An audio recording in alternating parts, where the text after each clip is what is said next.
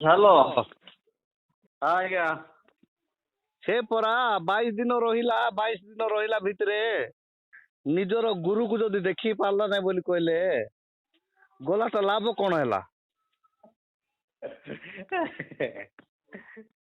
ମାନେ ଗୋଟେ ଭାବିଲେ ମତେ ଦୁଃଖ ଲାଗୁଛି ଯେ ଯାହାକୁ ଯିଏ ଭକ୍ତି କରୁଛି ସେ ଭକ୍ତି କଲା ଲୋକ ସେ ଜାଗାରେ ଅଛି।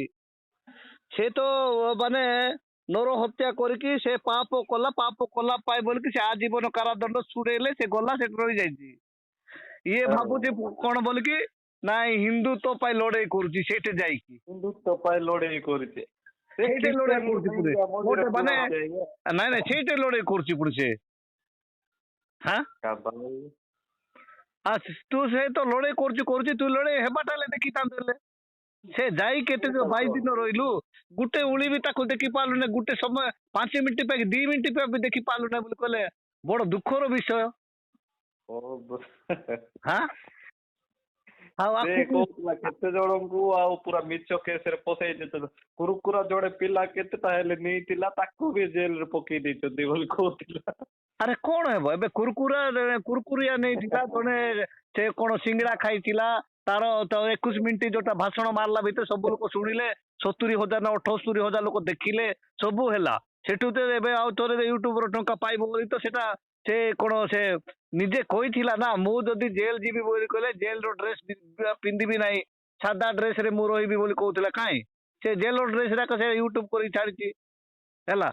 ତାପରେ ସେଟା ତ କଲା ଏବେ ତୁ ଯଦି ହଜାରେ ଭୁକିଲେ କଣ ହେବ? ନିଜର ତ ପ୍ରଥମେ ନିଜ ଗୁରୁକୁ ଦେଖି ପାରିଲୁ ନାହିଁ। ସେମାନେ ତ ଏମିତି ତ ମିଛରେ ଅନେକ ଲୋକ ଯାଉଛନ୍ତି। ଏବେ ଯୋଉଟା କହିଲା ଯେ ଜଣେ ବୁଢାଟା ବୟସ୍କ ଲୋକଟା 307ରେ ଯାଇଛି ତାର ମାନେ ହାତ ଗୋଡ ଅଚଳ ତାକୁ ମାନେ ଏମିତି ଏ କେସରେ ପଠା ହେଇଛି। କିନ୍ତୁ ବିଚାରପତି ମାନେ କିଏ ତ ଦେଖୁଛନ୍ତି ତାର ତ ଅଚଳ ସେଇଠି ତ କିଛି କରିପାରିବ ନାହିଁ। ଜଣକୁ କେମିତି ମର୍ଡର କରିବ ସେତିକିରେ ବି ତ ତାକୁ କି ବେଲ ଦରକାର ତାକୁ ସେମିତିରେ ଫ୍ରିରେ ଛାଡିବା କଥା କି ନାହିଁ ବିଚାର ମାନେ। କିନ୍ତୁ ସେମାନେ ତ ଆଉ ଥରେ ଦଣ୍ଡ ଦଉଛନ୍ତି। ସେଠି ତ ପନିଶମେଣ୍ଟ ଦିଆ ହଉଛି ସେପଟେ କଷ୍ଟ ପାଉଛନ୍ତି ସେଠି ରଖା ହଉଛି। ଏ କଷ୍ଟ ପାଇବା ଲୋକକୁ କହୁଛି ମାନେ ହିନ୍ଦୁ ପାଇଁ ଲଢୁଛି। କାହାକୁ ଲଢୁଛି? ତାର ବାପା ମାକୁ ଲଢି ଦେଇଛି। ମିଛ କଥା ତାକୁ କାହିଁ କହୁଛ? ଆରେ ତୁ ସେ ତ ଏଡେ ବଡ ଘଟଣା ଘଟଲା ସେ ଶୁଣୁଥିଲା ତୁ ତ ବେକାର ଖାଲି କଥା କହିଲା ପାଇଁ ଗଲୁ। ଆରେ ଏମିତି ଗୋଟେ କେସ୍ କୋର୍ଟ ଅଛି। ସେମାନେ ତ କୁରୁକୁରେ ଖାଇଲା ପାଇଁ ଗଲେ ଚୋର କେସରେ ଚୋର ସେକ୍ସନରେ ଗଲା ସେ ସିଙ୍ଗଡା ଖାଇଲା ପାଇଁ ଗଲା କୁରୁକୁରୁ ଖାଇଲା ପାଇଁ ଗଲେ। ତୁ ତ କିଛି ନ ଖାଇକି କଥା କହିଲା ପାଇଁ ଗଲୁ। ଲାଜ ଟିକେ ଲାଗୁନି ତତେ? ତାର ମନୋଭାବ କେମିତି ଆଜ୍ଞା ମୁଁ ଜାଣିପାରୁନି। ଏମିତିକା ମୂର୍ଖ ଯାକ ମାନେ କାହିଁକି ଜନ୍ମ ହେଇଛନ୍ତି ପୃଥିବୀରେ ମୁଁ କିଛି ବୁଝିପାରୁନି। ସେ କହୁଛି ଆରେ ସେମାନେ ସେଥିପାଇଁ ଗଲେ ଆରେ ସେ କୁରୁକୁରାର ଚୋରି କେସ୍ ବୋଲିକି ତାକୁ ପକେଇଲେ ଗଲା। ସେ ସିଙ୍ଗଡା ଖାଇଲା ଲୋକ ବି ସେ ଚୋରି କେସରେ ଗଲା।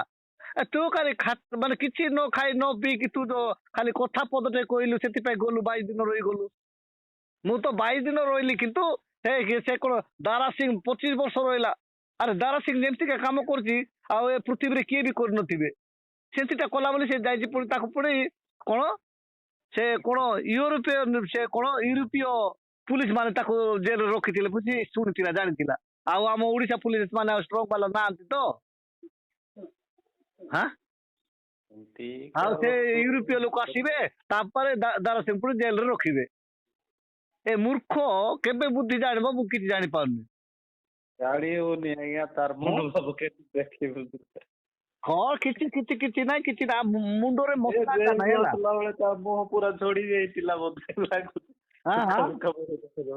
ମୁହଁ ପୁରା ଝଡି ଯାଇଥିଲା। ଏବେ କହୁଛି ସେମାନେ କହିଲେ ଆଜ୍ଞା ଆପଣ ତ କହିଥିଲେ ମୁଁ ତ ସେଠି ମୁଁ ସାଧା ଡ୍ରେସରେ ରହିବି ବୋଲି କହୁଥିଲେ ଆଉ ଏବେ ଆଉ କଣ କେମିତି କଣ ରହିଲେ ବୋଲି ପଚାରିଲେ କଣ ଉତ୍ତର ଦେଉଛି ଦେଖୁଛୁ କି ନାଇଁ?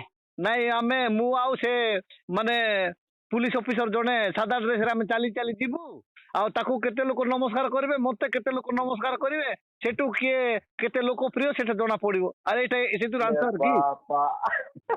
ଏଇଟା ସେଥିର ଉତ୍ତର କି ଏଇଟା? ଆଉ ତୁ କୋଉଟା କହିଥିଲୁ ମୁଁ ଭିତରେ ଗଲେ ମୁଁ ସାଧା ଡ୍ରେସରେ ରହିବି ବୋଲି କହୁଥିଲୁ ସାଧା ଡ୍ରେସରେ ଥିଲୁ ନା ସେଇଠିର ପୁଲିସ ମାନେ ଯୋଉ ଜେଲର ନିୟମ ଅନୁସାରେ ତୁ ରହିଲୁ ଏତିକି ସେ ପଚାରୁଛି ସାମ୍ବାଦିକ। ଇଏ ଉତ୍ତର କଣ ଦଉଛି ମୂର୍ଖ? ନାଇଁ ଆମେ ଜଣେ ପୁଲିସ ଅଫିସର ଯେ କି 3 ଷ୍ଟାର ବାଲା ସାଦା ଡ୍ରେସ୍ ପିନ୍ଧିବ, ମୁଁ ଆଉ ଯିବି, 2 ଜଣ ଏଠୁ ଚାଲି ଚାଲି ଯିବୁ, ଆଉ ତାକୁ କେତେ ଲୋକ ନମସ୍କାର କରିବେ, ମତେ କେତେ ଲୋକ ନମସ୍କାର କରିବେ ସେଟା ଜଣା ପଡିବ। ହଁ, ଆରେ ଏଇଟା ଉତ୍ତର। আর তোকে ଯୋଉଟା ପ୍ରଶ୍ନ ପଚାରୁଛି ସେଠିର ଉତ୍ତର ରଖୁନୁ ତୁ। ହଁ, ଏମିତିକା ମାନେ ଲୋକକୁ କଣ ବୋଲି ତ ବୁଝେଇବାକୁ? ହଁ, ଏ ପଥରକୁ ସିଝେଇଲେ ସିଝିବ ନାହିଁ କି ଏ ମୂର୍ଖକୁ ବୁଝେଇଲେ ବୁଝିବ ନାହିଁ, ଆର ମାନେ ବୁଝିବାର ଶକ୍ତି ହିଁ ନାହିଁ ଆର, ହେଲା। ହଁ ହଁ ଭାଇ, କଣ କରିବା, ଯାହା ଘରେ ଗଲେ ତ ଏବେ ତ ମୁଁ ଆପଣଙ୍କ ଘରକୁ ଆସିଲେ ତ ଆପଣଙ୍କର ନିୟମ ଅନୁସାରେ ମାନେ ରହିବି, ସେମିତି ତ ସେଟା ପୁଲିସ ମାନେ ଗୋଟେ ନିୟମ ଅଛି ନା, ମୁଁ ବାହାରେ ସିନା ଏମିତି କହୁଥିଲି, ଆଉ ସେଠିରୁ ଗଲେ ତ ସେଟା ନିୟମ ପାଳନ କରିବା ପାଇଁ ହେବ, ଏତିକି କହିଲେ ତ ଗଲା ସରିଗଲା କଥା ଉତ୍ତର। ପୁରା ସରିଗଲା କଥା ହଁ, ଆଉ। ସେ କହୁଛି କଣ ସେ ବି ସାଦା ଡ୍ରେସରେ ଯିବ, ମୁଁ ବି ସାଦା ଡ୍ରେସରେ ଯିବି, କିଏ କେତେ ନମସ୍କାର ପାଇବ? ଓହୋ, ତୁ ଆକା ନମସ୍କାର ପାଇବା ଲୋକ, ଆଉ କିଏ ପୃଥିବୀରେ କିଏ ନାହାନ୍ତି ନମସ୍କାର ପାଇବା ଲୋକ? ଆଉ ତା ଆଗରେ କିଏ ଯଦି ନମସ୍କାର କରିଦେଇଥାନ୍ତା ପୁରା ତାର ପୁରା ଛାତି ପୁରା ହେଇଯାଇଥାନ୍ତା। ଆରେ ଯୀଶୁ କହିଲେ, ଯିଏ ନିଜ ଲୋକ ଯଦି ନିଜ ଲୋକକୁ ନମସ୍କାର କଲେ ତାଠୁ ଅଧିକ କଣ କଲ? ଯଦି ତମକୁ ଯଦି ଯିଏ ମାନେ ଅଜଣାତ ଲୋକ ଯଦି ନମସ୍କାର କଲେ ତମେ ଅଧିକ କାମ କଲ। ଆଉ ସେଇଟା ହଉଛି କେବଳ ସୁଶାନ୍ତ ପାଟମାଝୀ କରୁଛି, ଯେ ମତେ ଅଜଣାତ ଲୋକମାନେ ମୋ ପାଖକୁ ଆସୁଛନ୍ତି, କାମ କରୁଛନ୍ତି କିମ୍ବା କଣ କରୁଛନ୍ତି, ମୁଁ ସେମାନଙ୍କୁ ଫ୍ରେଣ୍ଡସିପ କରିକି ଆଜି ପୁରା ଓଡିଶା ସାରା ଲୋକମାନଙ୍କ ସହିତ କିମ୍ବା ଭାରତ ସାରା ଲୋକମାନଙ୍କ ସହିତ ଭଲ ସମ୍ପର୍କ ରଖିଛି। ସେଇଟା କହିଲେ ହେବ। ଆଉ ନିଜ ଲୋକ ତ ନିଜ ଲୋକ ନମସ୍କାର କରିବ ଏକା ନା। କରିବେ ଏକା ନା, ନିଜ ଲୋକ ଜାଣିଥିବ ତ ନମସ୍କାର କରିବ ଏକା ନା। ଯିଏ ଜାଣିଛି ତାକୁ ନମସ୍କାର କରିବ, ସେଇଟା କଣ ବଡ ବିଷୟ? ସେଟା କୋଉ ବଡ ବିଷୟ? ଅନ୍ୟମାନଙ୍କ ପାଇଁ ତୁ କଣ କରୁଛୁ? ଅନ୍ୟମାନେ ତୋ ଦେଇ କି ଉପକାର ହେଇଛି, ଅନ୍ୟମାନେ ତମ ଦେଇକି ମାନେ ମାନେ ବଞ୍ଚୁଛନ୍ତି, ଅନ୍ୟମାନେ ତମ ଦେଇକି ମାନେ ଭଲ ପଇସା ପତ୍ର ରୋଜଗାର କରିକି ତମ ବୁଦ୍ଧିରେ ମାନେ ମଣିଷ ହେଇଛନ୍ତି। ମୋର ଅନାଥ ଆଶ୍ରମ ଯୋଉମାନେ ପିଲାମାନେ ଥିଲେ ଏବେ ମାଷ୍ଟର ମାନେ ହେଇଛନ୍ତି। ହଁ, ଆଉ ଯୋଉମାନେ କିଏ ବଡ ଅଟୋ ଫଟୋ କିଣିକି ଏବେ ପୁରା ମାଲେ ମାଲେ ହେଇକି ଅଛନ୍ତି, ଆଉ ସେ ମଣିଷ ହେଇଛନ୍ତି, ବନିଛନ୍ତି ସେମାନେ। ସେମିତି କେତେ ଜଣ ତୁ ବନେଇଛୁ? ଆଉ ତୋ ଦୟାରେ କିମ୍ବା ତୋ କହିବା ଦ୍ଵାରା କିମ୍ବା ତୋର ଆଡଭାଇସ ଶୁଣିକି ତୋର ଜ୍ଞାନ ଶୁଣିକି ସେମାନେ ମଣିଷ ହେଇଛନ୍ତି, ସେଇଟା ଗୋଟେ କହୁନୁ ତୁ। ଜୁହାର କରବାଟା ଭୟରେ ବି ଭକ୍ତିରେ କରିବେ, ଜଣେ ଡରିକି ବି ଜୁହାର କରିବ। ହଁ, ଆଉ ତା ଗାର୍ଲ ଫ୍ରେଣ୍ଡ ମାନେ ଜୁହାର କରିବେ, ବୟ ଫ୍ରେଣ୍ଡ ମାନେ ଜୁହାର କରିବେ। ଓହୋ, ଏଇଟା କାହାକୁ ପଢଉଛି ବୋଲୁଛି ମୁଁ। ଏବେ ଆଉ କଣ କହୁଛି, ଯେବେ ମୁଁ କାହାର ବିଷୟ କହିବି ବୋଲେ ତର୍ଜମା କରିକି କହିବି ବୋଲି କହୁଛି। ତର୍ଜମା କରିକି କହିବା ଲୋକ କେମିତି ଆଉ ଜାରଜ ବୋଲି କହୁଛୁ?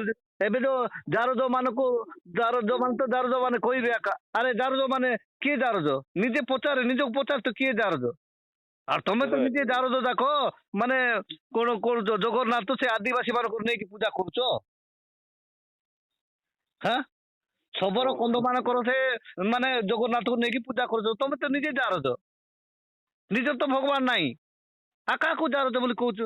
ଆମେ ସତ୍ୟ ଈଶ୍ୱରକୁ ଜାଣିଲୁ, ଯିଏ ସୃଷ୍ଟିକର୍ତ୍ତାକୁ ଜାଣିଲୁ, ସେଇଟା ଆମର ଜାରଜ ହେଇଗଲା। ତମେ ତ 33 କୋଟି ଦେବତାକୁ ଇଏ ଗୋଟେ 1000 ଲୋକ ଅଣ୍ଡାଳୁଛ, ତମେ ଜାରଜ ନାହିଁ, ଆମେ ଜାରଜ? କାହାକୁ ଏଇଟା ଜାରଜ କହୁଛୁ? ଆମେ ଜାରଜ?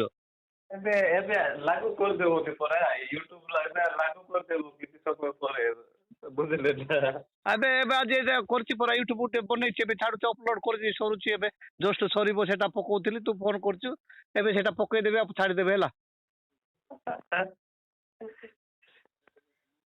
ହଁ, ମୋର ସେଥିପାଇଁ ମତେ ବହୁତ ଲୋକ କହୁଥିଲେ ପରା, ଆଜ୍ଞା 2-4 ଦିନ କାଇଁ ମାନେ ଇଏ ବି ପକଉନ କରୁନ ବୋଲି କହୁଥିଲେ, ତ ମୁଁ ଚୁପଚାପ ଥିଲି। ଏବେଠୁ ଷ୍ଟାର୍ଟ ହେବ ପରା।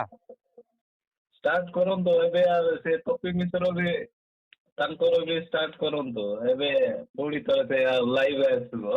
ଏବେ ଆଜି ଗୋଟେ କରିଛି ପରା, ଏବେ ପକେଇବି, ଏବେ ଜଷ୍ଟ ପକଉଛି, ଏବେ 2-3 ମିନିଟ୍ ଭିତରେ ବାହାରିବ। ପକାନ୍ତୁ ଏବେ। ହଁ, ପକଉଛି, ହେଲା, ଏବେ 5 ମିନିଟ୍ ପରେ ମୋର ବାହାରିବ। କାମ ଅଛି ସିନା, ଆପଣଙ୍କର ପକେଇବାଟା ଟିକେ, ଆପଣଙ୍କର ପକେଇବାଟା ଟିକେ ଦେଖିବି ସିନା, ପକାନ୍ତୁ। ଏବେ ପରା ଇଏ ଚାଲିଛି, ଲୋଡ ସରିଲା ଏବେ ବାହାରିବ ନୋଟିଫିକେସନ, ଦେଖିବୁ, ହେଲା।